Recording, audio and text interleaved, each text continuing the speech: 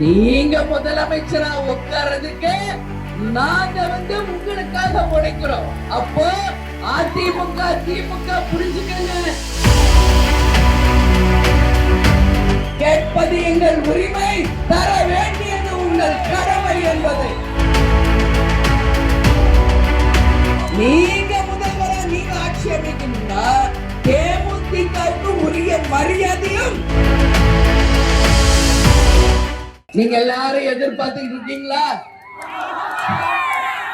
யாரோட கூட்டணின்னு? ஆமாவா? ஒண்ணு கவலைப்படாதீங்க. இன்னைக்கு விஜய் பிரபாகர் கிருஷ்ணகிரியில பேசியிருக்காரு, பாத்தீங்களா? என்ன சொன்னாரு? நீங்க முதலமைச்சரா உட்கார்றதுக்கு நாங்க உங்களுக்காக உழைக்கிறோம். அப்போ அதிமுக திமுக புரிஞ்சுக்கங்க, எங்களுக்குரிய மரியாதையும் எங்களுக்குரிய சீட்டுகளையும் யார் தருகிறார்களோ அவர்களோட தான் கூட்டணி. இன்னைக்கு நீங்க மட்டும் நாங்க 170 இடத்துல போட்டி போடுவோம், நாங்க மட்டும் அப்படியே தனித்து பெரும்பான்மை காணுவோம் சொல்றீங்களா? அப்ப தேமுதிக உரிமை இருக்குல்ல கேட்கறதுக்கு? நீங்க முதல்வரா நீங்க ஆட்சி அமைக்கணும்னா தேமுதிகவுக்கு உரிய மரியாதையும் அந்த தொகுதிகளையும் தரணும். நம்ம போன தேர்தல 2011 41 தொகுதி நமக்கு கொடுத்தாங்க, 29 தொகுதி நாம ஜெயிச்சோம். அதுல போனவங்க போட்டா அவங்கள பத்தி கவலையே கிடையாது.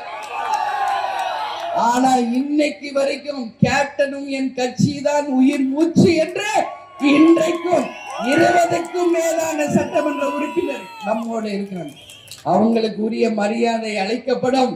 தலைவரை தன் தெய்வமாக நினைத்து உழைத்துக் கொண்டிருக்கிற கடைகோடியில் இருக்கின்ற தொண்டராகிய உங்களையும் நிச்சயமாக அரசு பதவியில அமர்த்த வைச்சு உண்மையிலே இந்த 2026 தேர்தல் உங்களுக்கான தேர்தல், தேமுதிகவுக்கான தேர்தல் என்பதை இந்த நேரத்தில் நான் சொல்ல கடமைப்பட்டிருக்கிறேன். அதனால உங்களுக்கு 160 170 சீட்டு என்ற சொல்ற உரிமை இருந்தால் தேமுதிகவுக்கும் உரிய சீட்டும் அதிகாரமும் தர வேண்டியது உங்கள் கடமை என்பதை இந்த நேரத்தில் சொல்ற. இதான் விஜய பிரபாகர் கிருஷ்ணகிரியில பேசியிருக்கார்.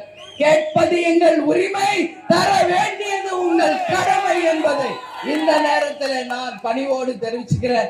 ஏன்னா 2026 தேர்தல் மக்களுக்கான தேர்தல், கனவு லட்சியத்தை வென்றெடுத்து மக்கள் ஆட்சியை கொண்டு வர போகும் தேர்தல் என்பதை இந்த நேரத்தில் உங்க அத்தனை பேருக்குமே நான் சொல்றேன். எனவே நமது கொடியை அறிமுகப்படுத்திய இந்த ரத சப்தமி நாளிலே என் மக்களாகிய உங்களை எல்லாரும் பார்த்ததுல உண்மையிலேயே நான் பெருமகிழ்ச்சி அடைகிறேன். எனவே சட்டமன்ற தேர்தல் முடிந்தவுடனே 3 மாசத்துல உள்ளாட்சி தேர்தல் வர இருக்கிறது. என் கண் முன்னாடி நிக்கிற நீங்கள் தான் நாளைய கவுன்சிலர்கள், நாளைய வைஸ் சேர்மன்கள், நாளைய சேர்மன்கள், நாளைய மேயர்கள். நீங்க தான் இன்னைக்கு என் தொண்டர்களாக இருக்கின்ற உங்களை அரசு பதவியில் அமர வைத்து அழகு பார்ப்பதுதான் உங்கள் அண்ணியாக உங்க அம்மாவா நான் சொல்றேன்.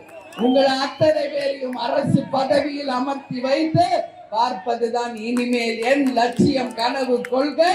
அதுதான் நம் தலைவரின் லட்சியம், கொள்கை.